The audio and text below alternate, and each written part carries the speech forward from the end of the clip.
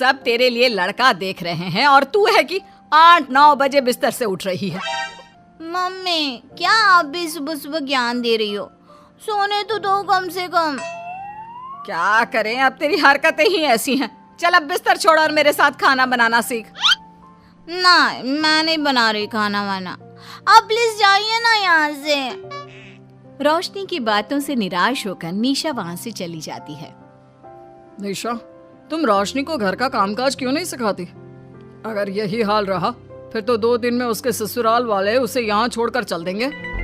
मैं तो बहुत कोशिश करती हूँ उसे घर की जिम्मेदारियाँ सिखाने की, लेकिन वो मेरी सुने तब ना।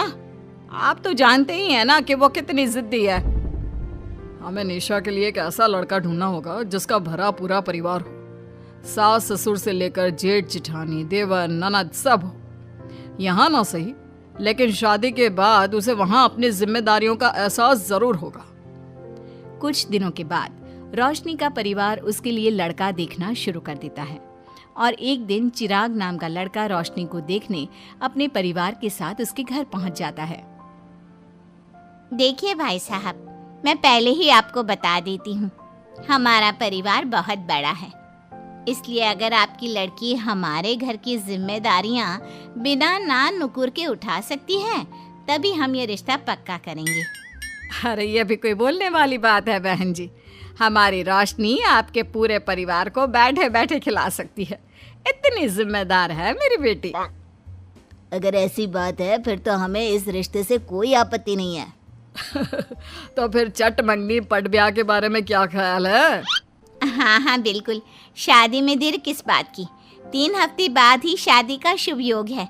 अगर आपको कोई दिक्कत ना हो तो हम इनकी शादी भी 3 हफ्ते बाद ही करा देते हैं। अरे हमें इसमें कोई परेशानी नहीं है।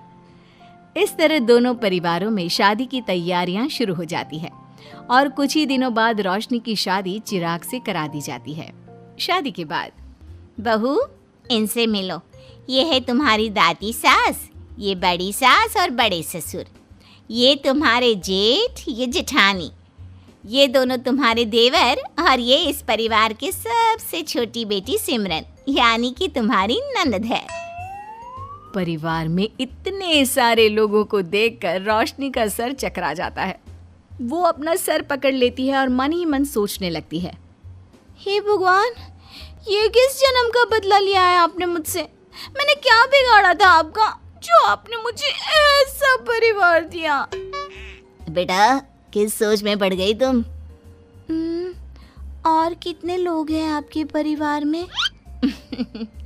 बस हम इतने ही लोग हैं बेटा, ज्यादा लंबा परिवार नहीं है हमारा। अब इससे लंबा और कितना बड़ा परिवार होगा आपका? ये ससुराल कम चिड़ियाघर ज्यादा लग रहा है। कुछ कहा क्या तुमने बेटा? नहीं मम्मी जी, वो मैं बहुत थक गई हूँ, तो क्या अब मैं सोने जा सकती हूँ? हाँ क्यों नहीं बहू। चिराग, बहू को अंदर कमरे में लेकर जा। जी माँ। चिराग रोशनी को अंदर कमरे में लेकर जाता है। चिराग, मुझे यहाँ नहीं रहना, मुझे अलग रहना है। ये तुम क्या बोल रही हो रोशनी? अभी तो आई हो तुम और अभी अलग होने की बात कर रही हो। परिवार वालों को पता चलेगा तो कितने दुखी होंगे वो लोग। मुझे नहीं मतलब किसी से, और इसे तुम परिवार कहते हो? ये परिवार कम कोई गली मोहल्ला ज्यादा लग रहा है। रोशनी, अभी तुम नई हो इस परिवार में, इसलिए शायद तुम्हें ऐसा लग रहा है। कुछ दिन में आदत हो जाएगी तुम्हें। चिराग की बात सुनकर रोशनी अपना सर पकड़ लेती है। आपको समझाना तो दीवार में सर पटकना है। मैं सो रही हूँ, लाइट ऑफ मत करना, मुझे अंधेरे में नींद नहीं आती। इतना बोलकर रोशनी बिस्तर पर लेट जाती है। रोशनी को देखकर चिराग का मुंह खुला का खुला रह जाता है। वो भी पैर पटकते हुए बिस्तर के दूसरे कोने में अपना मुंह मोड़कर सो जाता है। अगले दिन, देवरानी जी, आप उठ भी जाइए, सुबह के 6 बज चुके हैं।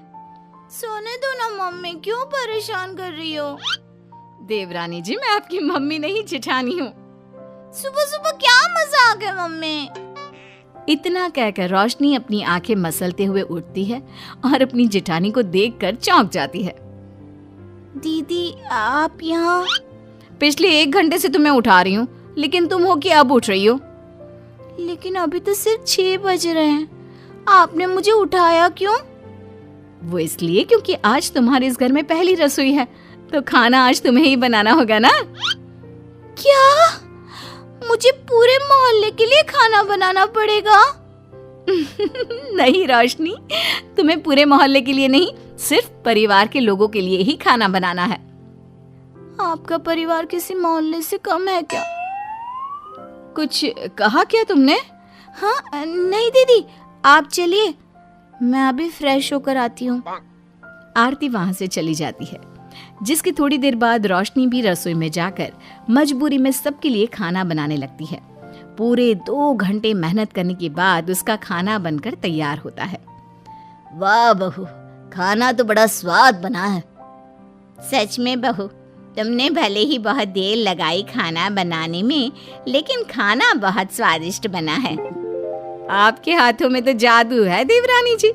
मैं तो कहती हूँ अब से रोज आप ही खाना बनाया कीजिए, क्यों मम्मी जी?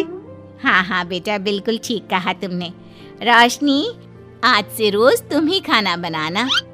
ये सुनकर रोशनी चौंक जाती है। खाना खाने के बाद सभी लोग रोशनी को शगुन का नेक देते हैं और फिर अपने अपने रूम में चले जाते हैं। क्या यार रोशनी, इतना टेस्टी खाना बनाना जरूरी था क्या? अब फंस गई ना तू।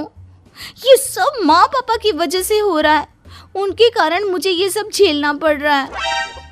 रोशनी गुस्से में अपने रूम में जाती है और अपनी माँ को फोन मिलाती है। मम्मी, मैं आपको कभी माफ नहीं करूंगी। आपने जानबूझकर मुझे इतने बड़े परिवार में भेजा है, जहाँ मुझे सांस लेने की भी फुर्सत नहीं है।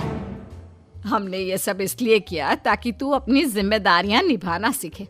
अब मायके की तरह ससुराल में भी अपनी जिम्मेदारियों से मुंह मत मोड़ लेना। मुझे नहीं रहना माँ यहाँ। इस घर में जितने लोग हैं उतने तो हमारे गली मोहल्ले में भी नहीं थे। माँ, मैं आपसे आपकी सारी बातें मानूंगी, पर प्लीज मुझे यहाँ से ले जाइए। बिल्कुल नहीं, अब से वही तेरा सब कुछ है। वहां से भागने के बजाय अपनी जिम्मेदारियां पूरी करना सीख, इससे हमें भी थोड़ी खुशी मिल जाएगी। माँ की बातों से निराश होकर रोशनी फोन काट देती है, जिसके बाद उसकी नजर नेक में मिले पैसों पर पड़ती है और वो फटाफट से बिस्तर पर बैठकर पैसे गिनना शुरू कर देती है।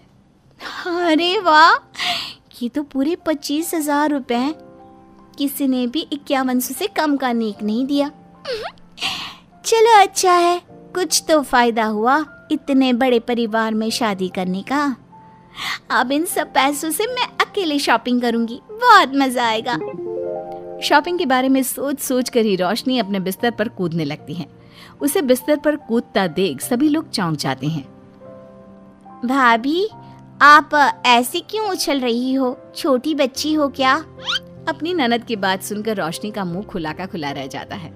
थोड़ी देर बाद रोशनी घर में बिना बताए शॉपिंग के लिए निकल जाती है और शगुन में मिले पूरे पैसों को शॉपिंग में उड़ा देती है। शाम में, देवरानी जी, कहाँ गई थी आप? जानते हैं सब आपके लिए कितना परेशान हो गए थे। कम से कम आपको बताकर तो जाना चाहिए था ना। सॉरी दीदी, मैं आप लोगों को बताना भूल गई। वैसे इतने सारे बैग किस चीज के हैं? तुम शॉपिंग करने गई थी क्या? हाँ दीदी, वो आज नेक में इतने सारे पैसे मिले थे ना, तो मैंने सोचा क्यों ना मैं उन पैसों की शॉपिंग ही कर लूं। अरे वाह, ये तो बहुत अच्छा सोचा तुमने। मम्मी, पापा, सिमरन, देवर जी, सब बाहर आइए। देखिए रोशनी हम सब के लिए क्या लाई है। रोशनी कुछ समझती उससे पहले ही वहाँ सब लोग आ जाते हैं। क्या हुआ आरती बहू, क्यों चिल्ला रही हो? अरे देखिए ना माँ, रोशनी हमारे लिए शॉपिंग करके आई है। वो देखिए, रोशनी हम सब के लिए कितने कपड़े लेकर आई है। आरती की बात सुनकर रोशनी के पैरों तले जमीन खिसक जाती है। उसके मुंह से एक शब्द तक नहीं निकलता। सच में भाभी, आप कितनी अच्छी हो। बेटा, हम सबके लिए तुझे खरीदारी करने की क्या जरूरत थी? अभी तेरी नई नई शादी हुई है, तुझे अपने लिए लेना चाहिए था ना। एक काम कर, ये सारे कपड़े तू ही रख ले, किसी को कुछ देने की जरूरत नहीं है। चलो, कोई तो समझदार है इस घर में। वाह भाभी, कितनी सुंदर ड्रेस है, ये शॉर्ट ड्रेस मुझे पता है, आप मेरे लिए ही लाए होंगे, है ना? इसे मैं रख लेती हूँ। माँ, रोशनी इतने प्यार से सबके लिए कपड़े लेकर आई है, हमें मना नहीं करना चाहिए। तू सही बोल रही है बेटा, उसका मन रखने के लिए मैं ले लेती हूँ 1-2 साड़ियाँ। रोशनी झूठी मुस्कान लिए खड़े होकर सब देखती रहती है। देखते ही देखते उसके लाए सारे कपड़े घर वाले आपस में बांट लेते हैं और अब सिर्फ एक रुमाल को छोड़कर उसके पास कुछ नहीं बचता। अब ये रुमाल भी क्यों छोड़ा, इसे भी ले ही लेते। इतने में ही सिमरन रोशनी को आवाज देती है। भाभी, वो गलती से रुमाल रह गया है, क्या वो मुझे मिल सकता है? रोशनी वो रुमाल भी सिमरन को दे देती है। इतनी मेहनत से मैंने ये सब कुछ लिया था, लेकिन इन लोगों से मेरी खुशी बर्दाश्त नहीं हुई, कुछ भी नहीं छोड़ा। थोड़ी देर बाद रोशनी का पति भी वहां आ जाता है। मैंने सुना है आज तुमने सभी के लिए खरीदारी की है, तुम मेरे लिए कुछ लेकर नहीं आई? बस फिर क्या था, इतना सुनते ही रोशनी का पारा हाई हो जाता है और वो चिराग को घूरने लगती है, जिससे चिराग डर के मारे वहां से खिसक जाता है। हाय रे, फूटी किस्मत मेरी, जो ये जॉइंट फैमिली मेरे मत्थे चढ़ी।